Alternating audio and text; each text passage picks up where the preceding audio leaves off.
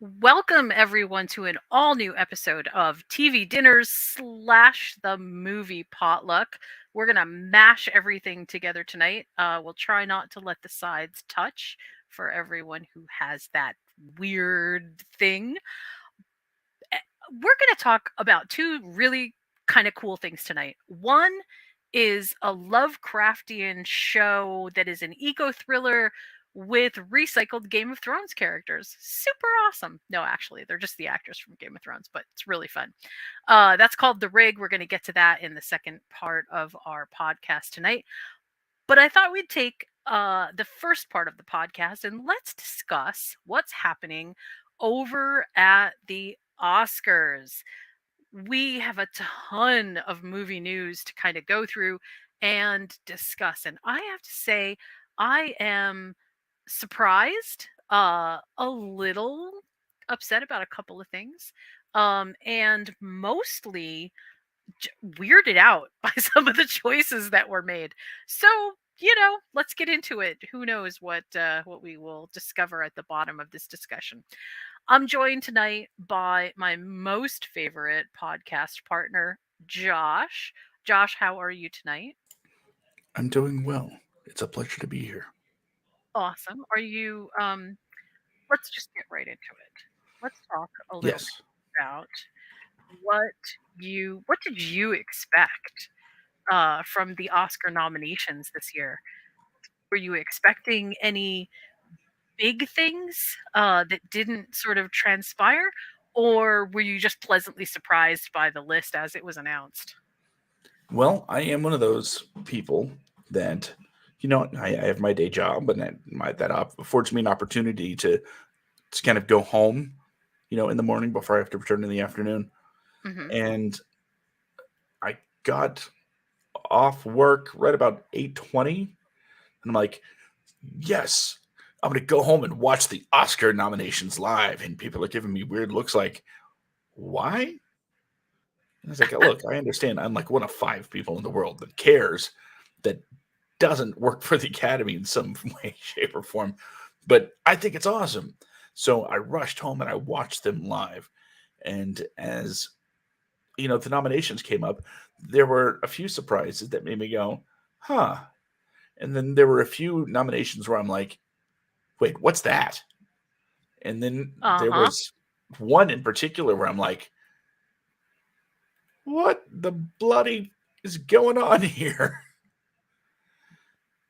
And that was in the Yeah, best I picture category.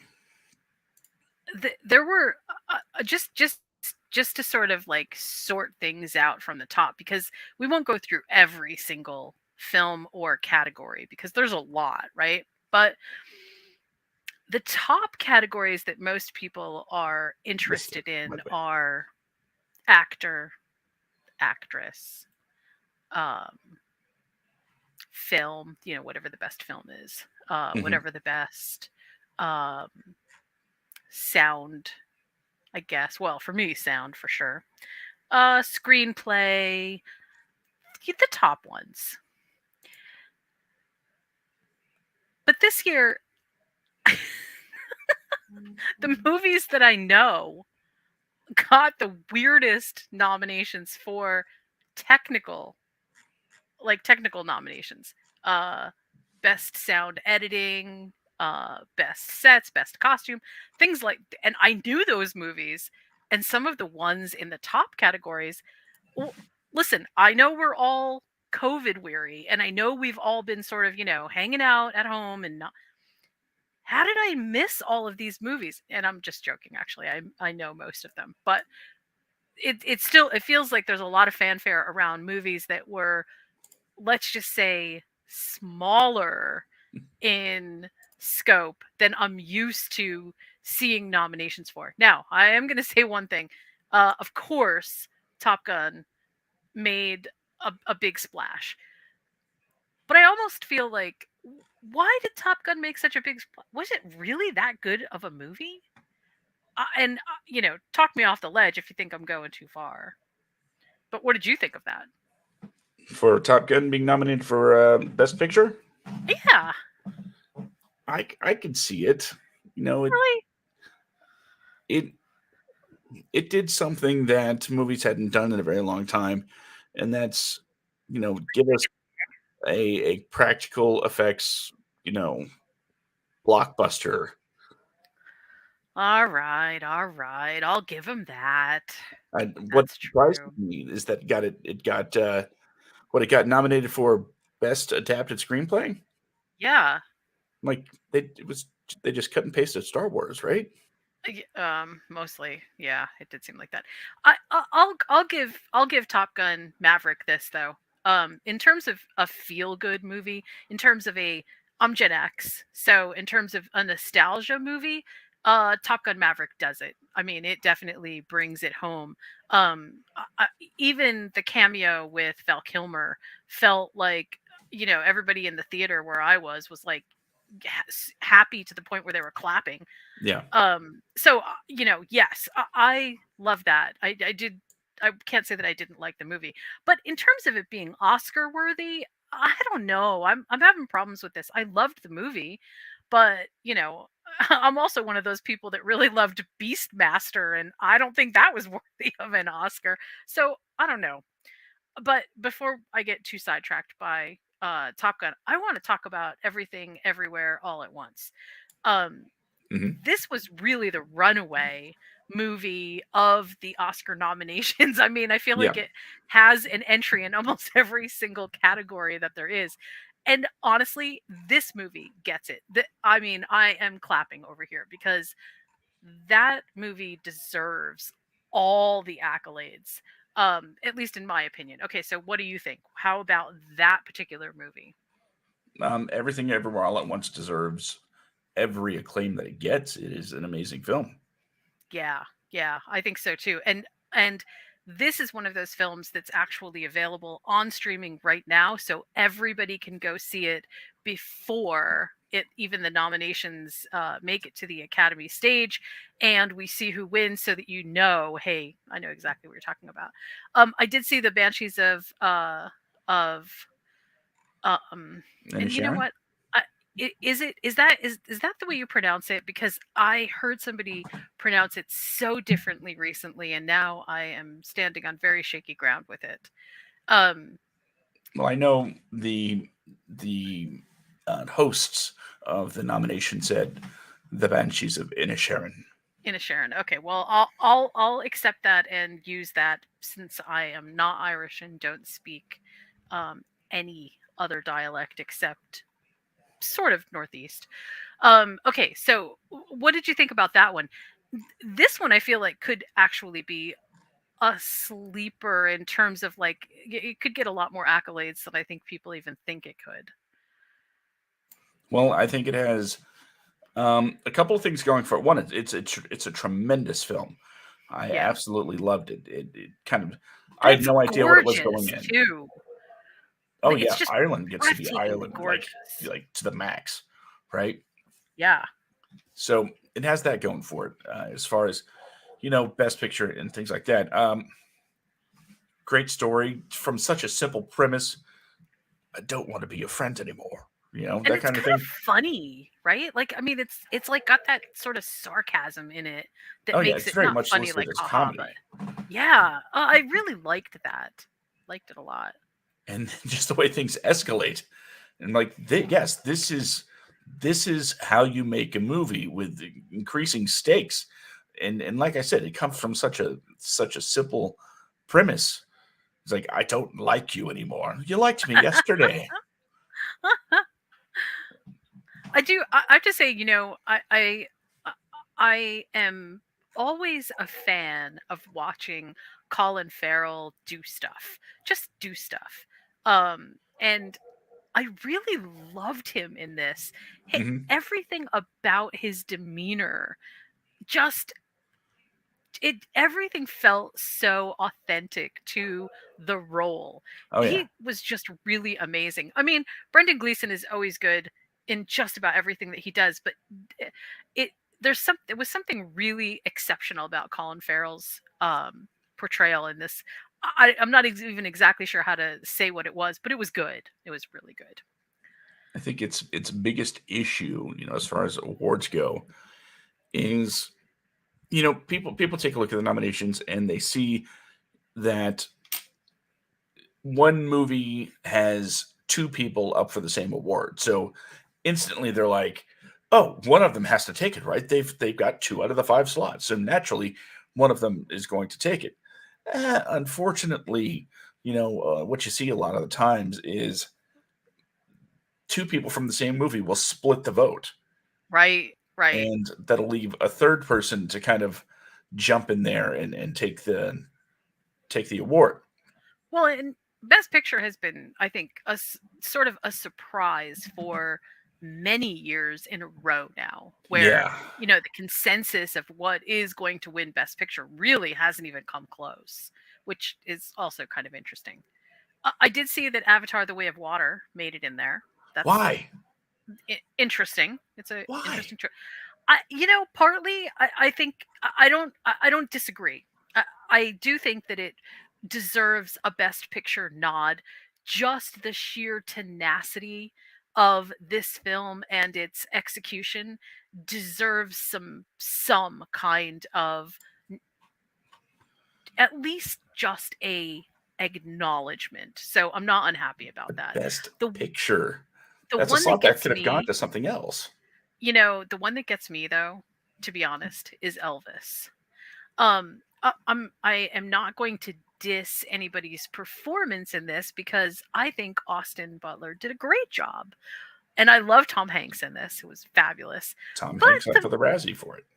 is the movie really worthy? I'm sorry. I honestly, the music, and this is where, a film about Elvis has to be, the music's got to be on point, and I didn't feel like the music was on point. Neither did the I Academy because they didn't nominate for any music awards. See, I don't understand how. Well, anyway, okay, I won't say I don't understand because who knows? The Academy could have been, doing whatever. But just in terms of the movie standing on its own merits, no, I don't understand that one. I do understand, however, All Quiet on the Western Front.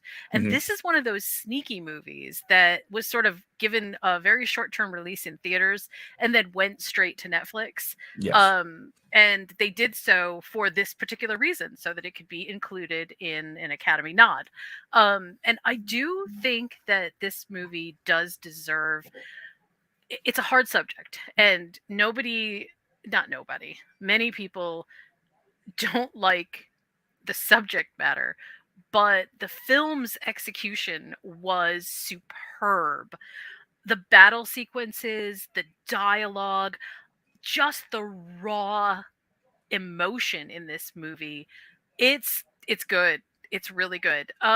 It may not be as good as the original All Quiet on the Western Front if you were making just a side by side comparison, but honestly, in comparison to all the movies that we're talking about on this list, it deserves a place. I thought it was good. What did you think? It absolutely deserves a place. Definitely more so than Avatar. Yeah, I will definitely agree with you there. I'm sorry. I'm not going to stop beating that horse because just if I could for just a moment, looking at the nominations, right? Avatar has what, 3 nominations: Best Picture, Best Visual Effects, and Best what, Sound Design. Hmm.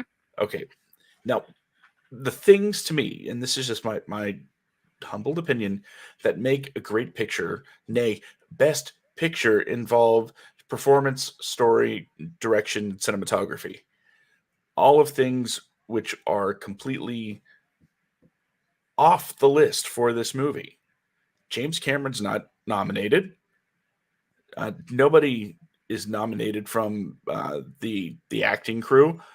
Nobody is nominated from any kind of cinematography standpoint. It's just it looks pretty. It sounds pretty. Best picture. But honestly, I wish it wasn't the case. And I think that this may dovetail into what I was wanting to talk about in a couple minutes here. Mhm. Um, Things are shifting. You can really feel that there is a shift in the nominating process, that's happening here. And I'm not saying that it's like wooed by the court of public opinion, But I do think that the court of public opinion weighs heavily on a lot of these choices. And, if I can go back to Maverick, that's why I think that this movie was nominated in the first place. Yes, it's a solid story, but it's just a solid story. There's a lot of solid stories out there.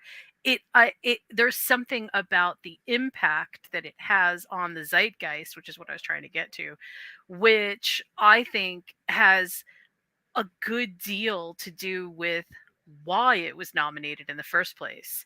And I think that that might also be true for Avatar: The Way of Water. It is very much a part of the collective.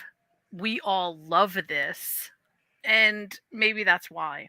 I can't say specifically. I wish I was on the Academy board so that I could tell you, but I'm not. And apparently, my invitation was lost in the mail. So yeah, missed out on it this year.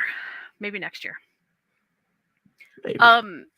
Maybe if I talk up the Fableman really well, maybe that will do it. Okay, so the Fablemans, I definitely think I'm split on this a little bit. I mean, I personally loved this movie. I loved everything about it. I I feel like I would have loved for this to be my almost my origin story. It's just really well done.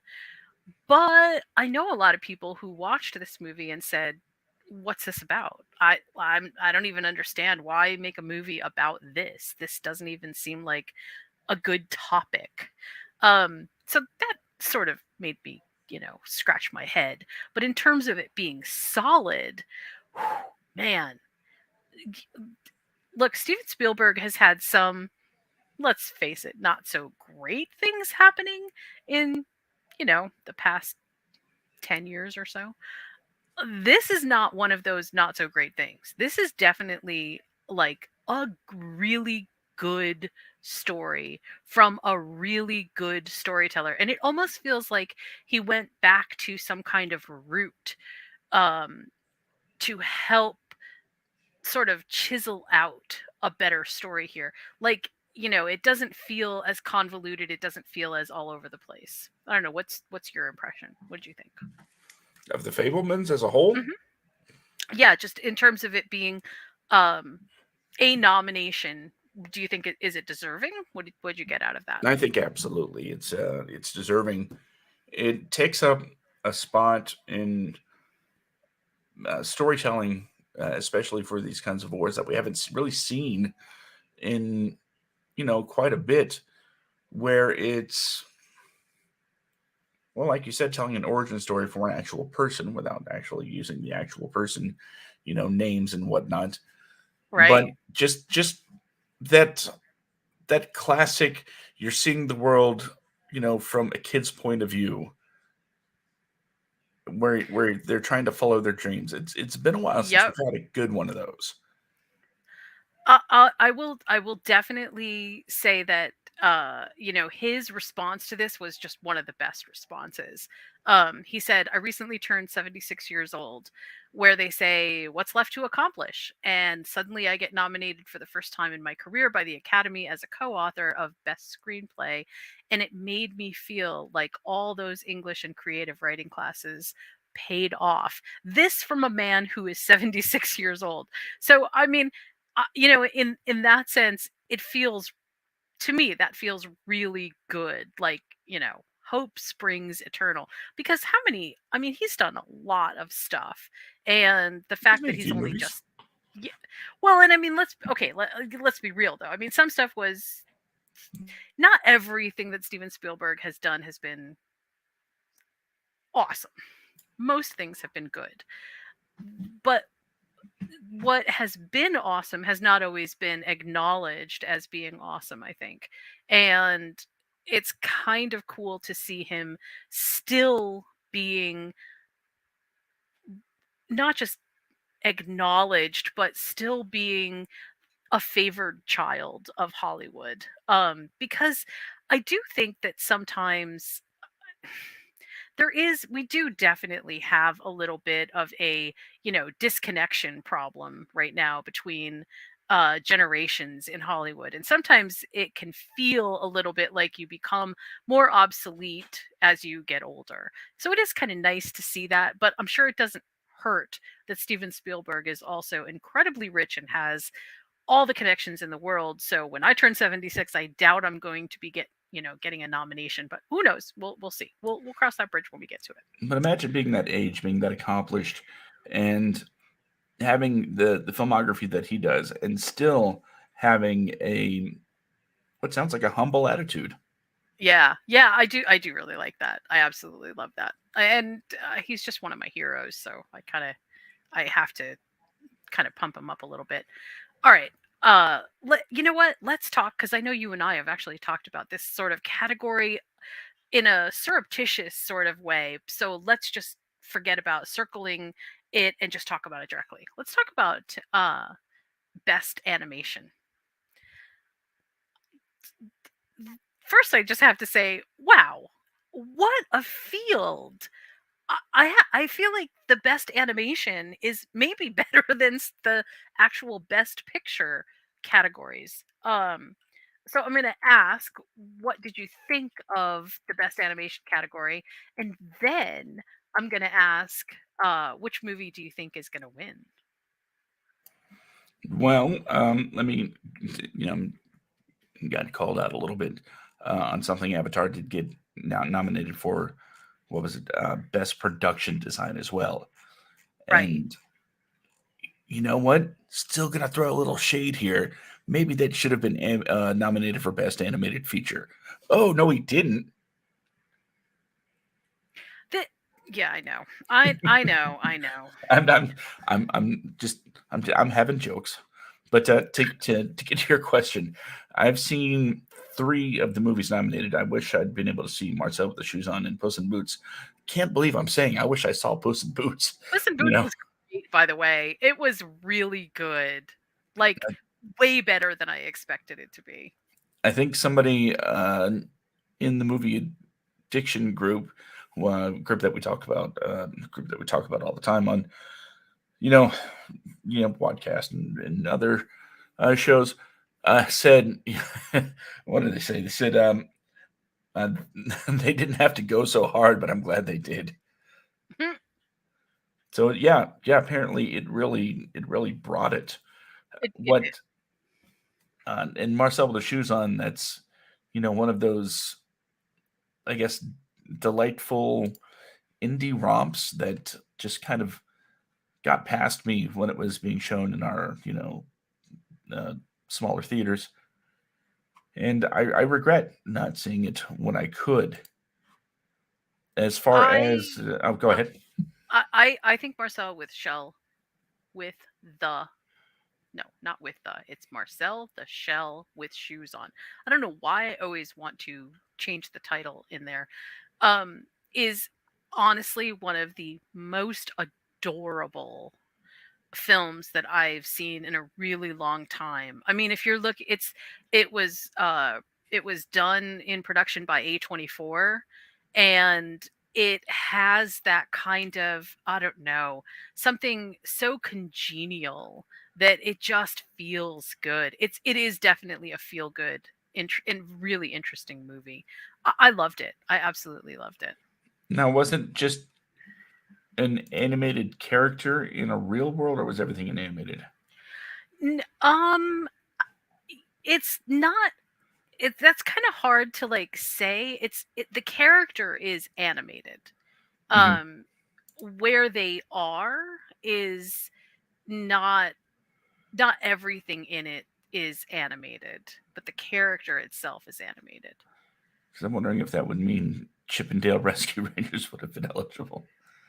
I think it probably would have been eligible, but I'm really glad it didn't make it to this category because I don't Yeah, think that this is a strong category. production ca- production was not that great.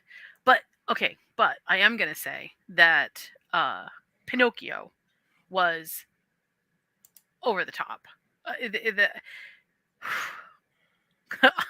I almost can't say enough about Pinocchio. Um, First of all, it was mesmerizing. Secondly, it was such a Guillermo del Toro story. Mhm. And I say that with all the love in the world that I can possibly muster to Guillermo del Toro, but it was definitely, Pinocchio and fascism, and it kind of blew me away because I wasn't really expecting that. Um, I didn't know a lot about the project before I got sucked into it, and it was surprisingly good. And then when you look behind the scenes and you realize what went into the making of it, it makes it all the better. But the one that I think is the most revolutionary right now is Turning Red, because Turning Red is it's it's such a collaboration by women writers and a women team that put this thing together, that it's hard to see it as not something a little bit outside of the box of everything else. It just really has a lot of strong, for me, it has a lot of strong resonance. And the story, Turning Red, is great. But Sea Beast is also a really strong contender. The production values in Sea Beast were amazing. And from an animation standpoint, wow. I mean, it looked glorious. It was really beautiful. So, I mean, every single movie in here definitely deserves to be here. And I can't, with in any good conscience, say I, like seriously hope that one movie wins over another. But if I had to put money on it, I would say Pinocchio. I absolutely agree. I'd say, I'll even say this: if this were the year 2000, if it was 23 years ago when that movie came out, there would be no animated feature film category at all. Mm, Pinocchio, Guillermo Del Toro's Guillermo. Pinocchio would be up there, nominated for Best Picture. Period. Absolutely. Absolutely. Yeah, I completely agree. I'm glad that it's in a category by itself because it does feel like it kind of gives a special call out, but it could stand on its own as its own best original picture. I mean, it was just really good. I loved it. Um, okay, let's talk about I feel like this is a really short list. Actress in a leading role. So, best actress. This category seems so tiny. One, two, three, four people. Oh Five. no, five. There's five. I missed. Oh, I missed Anna. Another I movie that's up for some Razzies. I, I don't. I'm really confused about this category. Okay, so let's go through it. So Kate Blanchett is nominated for Tar, Hmm. which was a good movie. That movie is actually also nominated for Best Picture, so solid movie. Uh, Ana de Armas is nominated for Blonde. Uh, let's see. Andrea Riseborough is nominated for To Leslie. I'm going to talk about that in a second. Michelle Williams was nominated for The Fablemans, and Michelle, my favorite, was nominated for Everything Everywhere All at Once. So Michelle Yao. Uh, again, this is one of those categories that, like, maybe the smart money is on Kate Blanchett or Michelle. Michelle Yao, sorry, not Michelle Williams. But I feel like this is just such a toss up every single year. I never know who's going to win. What are your feelings? If you could pick, who would you pick?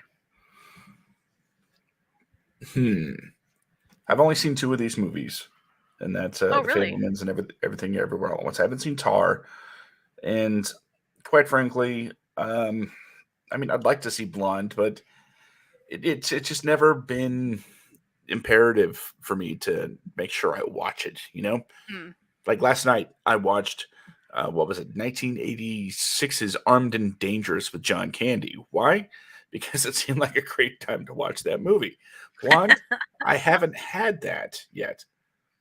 You know, So, oh, by the way, if you want to see a movie with a young Mike Ehrmantraut, from Breaking Bad and Better Call Saul, Armed and Dangerous, John Candy, Eugene Levy. That's so old. Yes, but back to the matter at hand. Um, given the choice between the two performances that I did see, I'll go with Michelle Yeoh. She is probably the favorite, considering all of the other awards she's been winning leading up to this. And while Michelle Williams does, just I mean, let's face it, she puts up a banging performance in The She Fablemans. does. She does. I just don't think this is the year for that kind of performance. Yeah, it does sort of feel. I will say that it does feel like an everything, everywhere, all at once year. So, yeah, maybe smart money goes there. The one actor in a leading role that I am rooting for from the bottom of my heart is Brendan Fraser for The Whale. Hmm. I didn't particularly love The Whale. It was good, but I didn't particularly love it. But I loved Brendan Fraser. I just absolutely. It's hard to watch Brendan Fraser and not feel like he's just giving 1,000% of himself in every single thing he does. I mean, everything. Just there is in Doom Patrol, there is no Cliff without Brendan Fraser. You just cannot. He channels something there that is just not even easy to explain, and it really works. Are you friend or foe? Ah, your foe. Your foe. I freaking love it so much. But if I had to put money on this category, I think I might go with Colin Farrell. I hope Colin Farrell. Not that I have anything against Austin Butler and the wins he's been picking up as Elvis. I just don't think it's it's just not there for me the way Yeah. Colin Farrell was. And I haven't seen The Whale, but it's definitely on my to watch list as soon as I have a way to watch it, in a way that suits me. Well, okay. So I'm gonna jump down to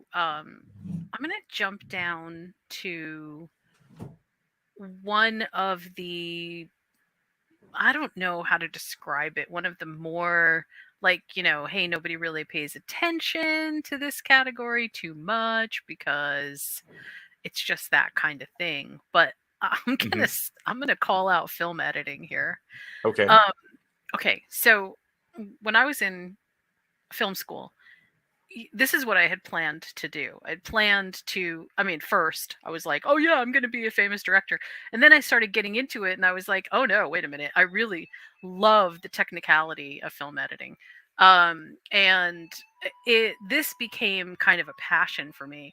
And so, first of all, I have to ask you, just in terms of an edited film, what did you think of these particular movies? So, up for film editing is The Banshees of Inisherin, Elvis, Everything Everywhere, All at Once, Tar, and Top Gun Maverick. Of those movies, which one do you think is sort of like the best edited? Well, in terms of just cutters, there are two that really stand out. And as much as I love the Banshees of Inisherin, and as much as I appreciate what Top Gun tried to do, neither one of them really feel like, oh, this editing is great. Um, the two movies that stand out to me are, of course, Everything Everywhere All at Once, because that is just like crazy editing room stuff. It's like they just got loaded up on caffeine and were like, let's do this, and just click click click click, snip snip snip, and shove it together. Yes, it's magic. But I also got to give credit where credit is due when it comes to editing. Uh, you got a guy like Boz Lerman, and his stuff's going to be unique. So whether good or bad, it really you can see the editing shine through in one of his movies. So those are the two real standouts for me. But Okay. honestly, Everything Everywhere All at Once, that's the hands-on favorite for me. Yeah, that's the one that I think actually sort of had like the most intricate editing. the the the continuity in Everything Everywhere All at Once is, well, let's just say that it's difficult if you are not being very careful about your narrative storyline.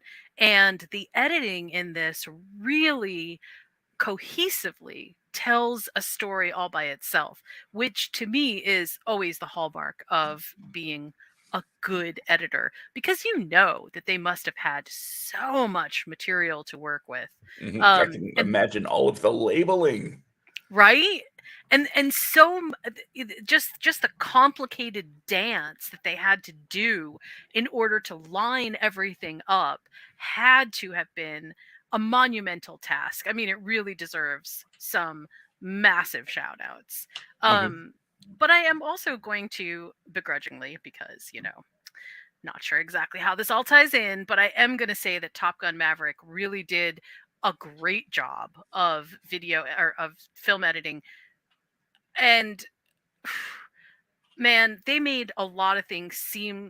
like they made a lot of things seem possible that I know weren't really possible. Like, I know, well, I won't give anything away, but there were things that happened in the film that you can tell were really excellent tricks of editing, and it just made everything so solid. It made the whole movie so strong.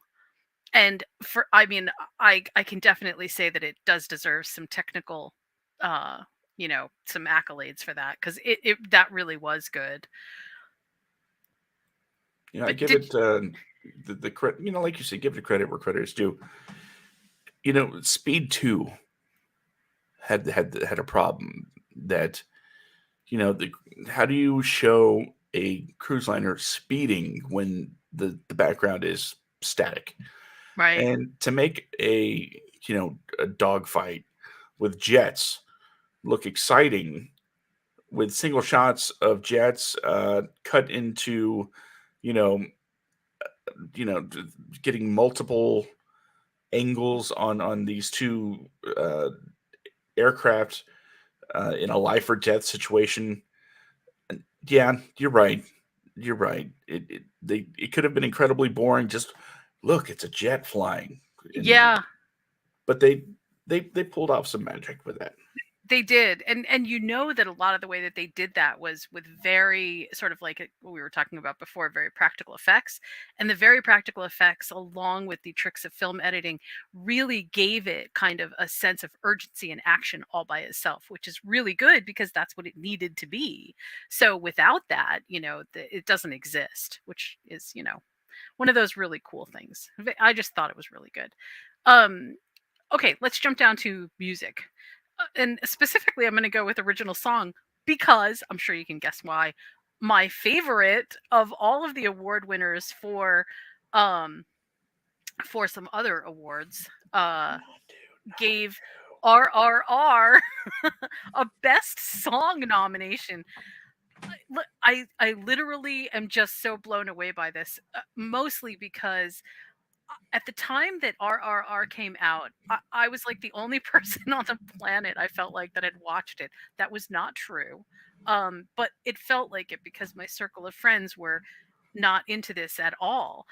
Mhm. And it took a long time to get people to go, okay, fine. I mean, you're wearing me down. I'll sit and watch it. And That's then me. You're they talking about me. watched it and they were like, oh, oh my God, this was so good. Still me you're talking about.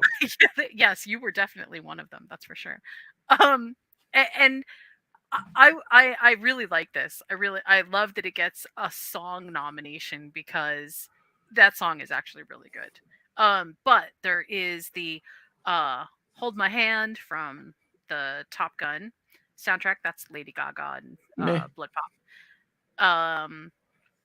I'm sure One Republic is kind of sad that they didn't get that song. Um, let's see what else we got. We've got Applause for Tell It Like a Woman. You know what? I actually don't know that song. I think that's the only song on this list that I don't know. Lift Me Up, that is from Black Panther Wakanda Forever, and that is uh Rihanna Ryan Coogler, Ludwig. Uh, I'm sorry, the screen is Goranson. so tiny. Yes, Goranson. There we go. That's kind of cool. That's actually a really good song. I like that song. Um, and then This Is Life from Everything Everywhere All at Once. I'm sorry, Ryan Lott, David Byrne, and I, I. This is actually a really good contender too. I mean, secretly, I hope RRR wins, but This Is Life definitely is like my Not too closest bad second. too. Yeah, I'm gonna go with. Well, actually, I'm not gonna go with any of them, but I really hope RRR wins. And also, it's the only category that I see RR nominated for, so I'm just gonna secretly hope that they win something. Shame. just I just love it so much. I just want to share that joy with people. If it wins just by being nominated, it will definitely, increase the number of people that go to listen to it and then hopefully watch it. But if it did win, then I think a lot of people would Snub. actually. Um I wanted, yeah, I know I'm running out of time and I do want to have enough time to talk about the rig, but I did also want to talk about Black Panther and the Batman. And I'm going to talk about the last one, which is the writing adapted screenplay, because I think that that also is kind of an important one. But wanted to say that, you know, Black Panther and the Batman, again, they were nominated for a bunch of what I would classify as, kind of technical awards, visual Mhm. effects, sound, some things that we don't necessarily, shout from the mountaintops. Oh yeah, this made it great. But I'm going to give them a lot of props because some of the technicalities for both of these movies, they were really intricate. Sound direction and sound is, I mean, it makes or breaks a movie, and in both of these movies it was really good. um but the but I think the visual effects category, with All Quiet on the Western Front, Avatar, The Batman, Black Panther, Wakanda Forever, and Top Gun Maverick, of all of these, the visual effects should definitely go to Avatar. And I say that, having just said that I think the Batman and Black Panther Wakanda Forever were phenomenal, but honestly, look, Avatar wins for best visual effects. There is something unbelievably amazing happening behind the scenes with Avatar. And I don't even know how they did so much of what I saw on the screen. It's just really stunning. So I just wanted to give them a shout out. Okay, but I did want to just quickly talk about writing adapted screenplay. Um, Glass Onion, A Knives Out Mystery, is another one of those movies that was released in theaters for exactly this reason, because Netflix really wanted it to be a contender for something, and they got, best adapted screenplay, which is good. I feel like that's really good. Um, but in terms of what the best one is, I don't know. What do you think? Huh. This is an interesting one because All Quiet on the Western Front, yeah, I mean, it was great. Absolutely great. But is it really something that I'm like, oh, this rating's amazing? No, it's more of just the feel of it that really captures you.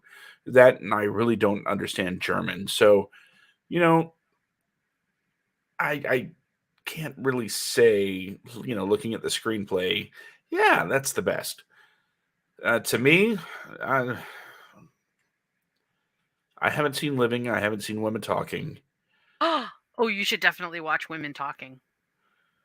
I think it's something that I want to, but it was one of those where I see the nominees and I'm like, oh, what's this?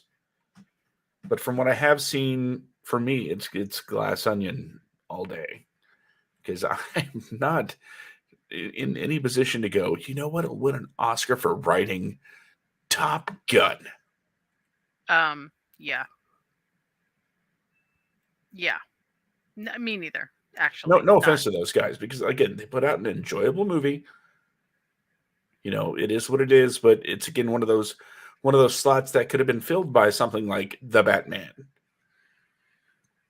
which I thought Ye- was much a much better written screenplay. I mean, I mean, I loved Glass Onion. I loved it, but in terms of it being, I don't know. I don't know if I liked it, and if no, I shouldn't say I didn't. I don't know if I liked it. I don't know if I would ascribe to it, um, the best in adapted screenplay. I will say that Women Talking was phenomenal, and if I had a choice, I think that that would be my choice. But I I think that Glass Onion or All Quiet on the Western Front would be the winners. I think one of those two would be, yeah, because despite the fact that the d- whatever else you think about All Quiet on the Western Front, the way that they did this adaptation, I think, is definitely part of the reason that it was also nominated for Best Picture. It really makes a compelling story. So I kind of feel like that's the direction. And I'm gonna actually skip over writing for original screenplay because honestly, look, they're all good. And I don't even know how you would. I mean, this just feels like a lottery to me. Triangle of Sadness, Tar, The Fablemans, Everything Everywhere All at Once, and Banshees of Inisherin. I think that to me just feels like, okay, let's just mix everybody up into a hat and pull out one of them because they're all on the same caliber. They're all just as good as each other. I know there can only be one winner, but everything else on our list, even um, that that was so funny.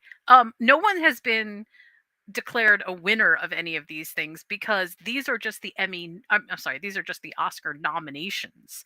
So we won't find this out until February, at some point in February.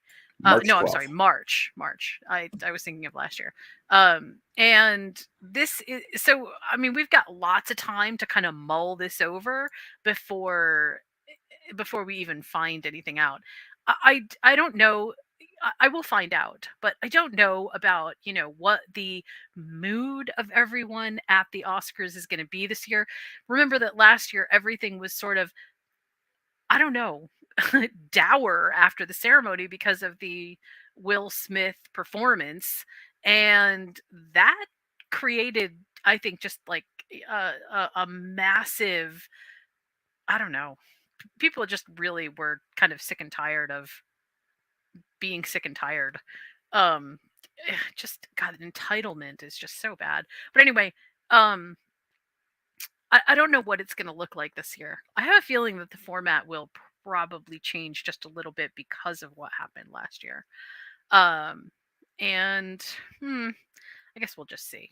I just don't know. Um, I, I at least, at the very least, hope that it's not just more civil, but I hope it's a little bit more. What's a good word? I hope it kind of goes back to some of the decorum that we once had, because I just feel like it's all over the place. I feel like the Oscars are such a mess right now, but who knows? We'll see. Um, any closing thoughts on this? Well, I think we should talk about the untalked about secret of the Oscars, which I haven't told you yet. So, okay. So here's the unspoken secret of the Oscars. Have you ever been So to the Oscars, by the way? I've never been to California. So, Oh, well, I can say that I have been. So there's that. well, then I think you should be able to maybe give a bit more credence to what I'm about to say. There are what, something like 10,000 or so Academy members, correct? Hmm. And for things like Best Picture, everybody gets a vote. But when it comes to more specific categories, it's only the peers from that category that they get to vote for the winners. That's correct. Now, here's the thing. During the run-up to the awards, the Academy members are going to be receiving a lot of things, up to and including, personal copies of the movie so they can, watch the movie, and assorted gifts and other yada yadas. But the thing to remember, especially when it comes to some of the, say, lesser known stuff that's getting nominated, they're not all going to be watched.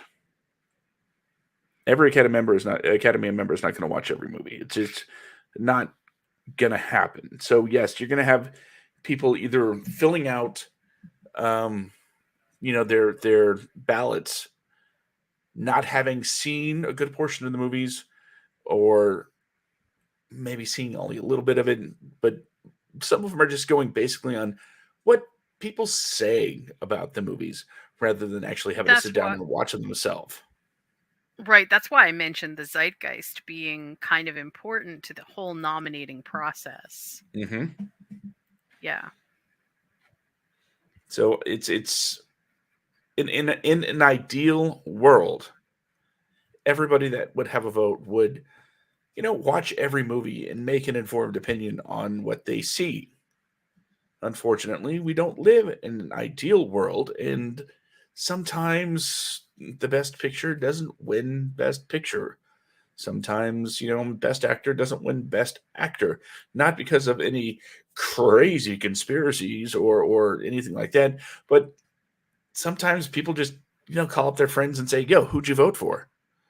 Yeah, I'll do that too, because I don't have time to watch the movie. So I'm gonna vote. Well, they're for not them. supposed to. They're not supposed to. But okay, they're not supposed to, but yeah, we know what happens. Because people are people. Even Hollywood people are people. Can you believe that? No. But yeah, it's one of those things that doesn't really get talked about. That they don't watch all the movies, and in fact, sometimes we watch more than some of the Academy members. I'd say quite often. I do think that I do think that's true. I think if you are an aspiring filmmaker, or if you are writing screenplays, I do think that you spend a lot of time watching movies, especially movies that are current or movies that are being talked about, because honestly, you are trying to either be relevant or stay relevant, or create something that has some popularity attached to it. So I do think that that is very true. But I also think that, this is part of the reason that we do podcasts like this, because it helps people to hear and then by proxy be willing to watch something that someone has recommended. And that, I don't know about you, but I know a lot of people who now just go to Rotten Tomatoes, look at the score and decide whether they're going to watch a movie based on that or not. And that kind of makes me sad, because I understand wanting to know if, did a lot of people like this? Did the critics like it? But honestly, I have disagreed with so many critics about so many movies. And if I had let critic scores run my TV watching habits, I would have missed out on a ton of what I think were really cool movies, or, really enriched my experience in terms of my own entertainment. And that to me is really sad. So, there's that too. You want to know what my highest rated movie of last year was? What was it? Did it make Weird. any of the the Yaa Academy Yankovic noms? story.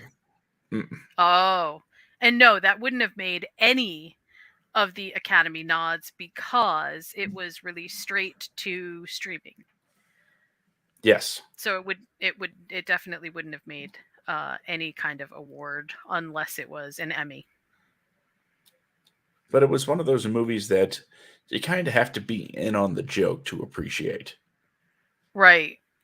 Yeah, because the number of Google searches afterwards that dealt with Madonna and Weird Al Yankovic were like through the roof. Like people really thought that there was something going on between them. It was hilarious. I mean, honestly, that was so funny. All right. Well, so I want to talk. I know I'm going over my podcast time, but I do want to talk real briefly on the other side of this small pause about the rig. So stay tuned. I will be talking about that in short form right after this.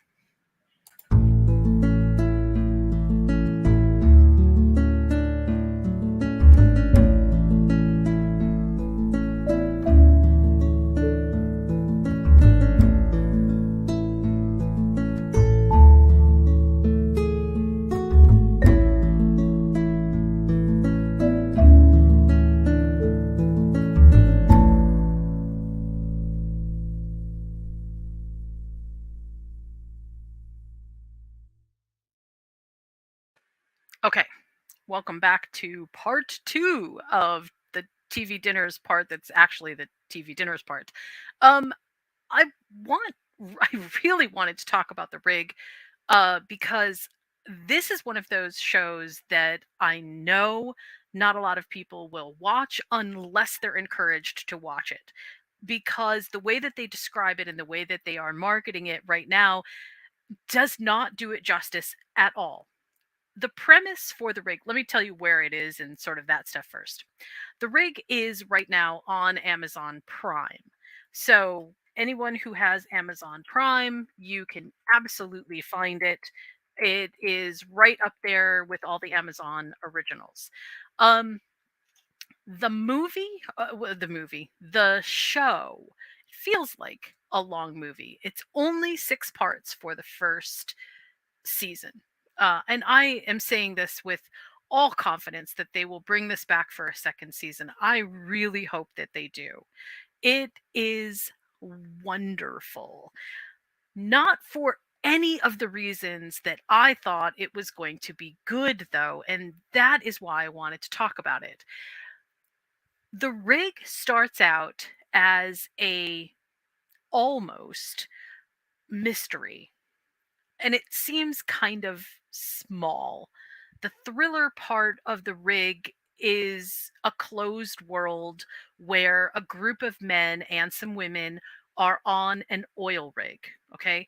And obviously they're many miles out into the ocean. They're off of the shelf in sort of off of Iceland, off the coast. And most of them seem like they are from Ireland or the UK. They There's a lot of sort of thick accents going on too, which is makes it all the more interesting. It absolutely starts out feeling claustrophobic, which is exactly the way that it should feel. They're all waiting to get off the rig to go to what they call the beach, which is home. And as they're waiting for the helicopter to come in, something crazy happens. This fog descends upon the rig. And the fog is, at first, seems kind of innocuous, but very quickly we realize that there is something supernatural happening inside of this fog. Now, I am not going to give a whole ton of spoilers here, but I am going to explain why I think that this is so good. It is 1,000% Lovecraftian in its inception, but it is such a slow unravel that it gives us time to feel a sense of doom and I think in some ways that claustrophobia starts to build upon itself the more episodes that go by. There's no resolution in sight. Things just keep escalating. The stakes get higher and higher. There are earthquakes. There are all of these technical problems. And people begin to get what I would call sort of infected. That's not what happened. It's not being infected, but that's the best way that I can describe it. This is not a zombie movie or a zombie series. It is definitely something else. And by the time that you get to the 5th episode of The Rig, the stakes feel so high that it's difficult to even imagine what could happen next. And by the time that the sixth episode is over and you think that the resolution is in sight, no, it's not. Everything begins almost anew again, or it seems like that's what's going to happen. There are so many twists and turns. The reason that I think that this series is so good is one, the acting. The acting in this series is everyone brings their A game. And I know, a lot of series seem like everybody brings their A game. And for to a great degree, look, I would be willing to say that yeah, I've seen a lot. But in this is the acting sells this, right? The acting makes this series work. Emily Hampshire, Ian Glenn, Calvin Demba, these people are not just, oh yeah, okay, that was a good acting gig. They are who they say they are. Those characters are so believable and so present in any given moment. And the ideas that are being put forth here, because they are so eco thriller in nature, pardon the pun, um, really, it's got to be hard to put that level of intensity into what's happening. I mean, everything that's basically happening to them is sort of happening around them. So it's not like there's anything directly that they can interact with. They are really interacting with each other as escalating crises happen from moment to moment.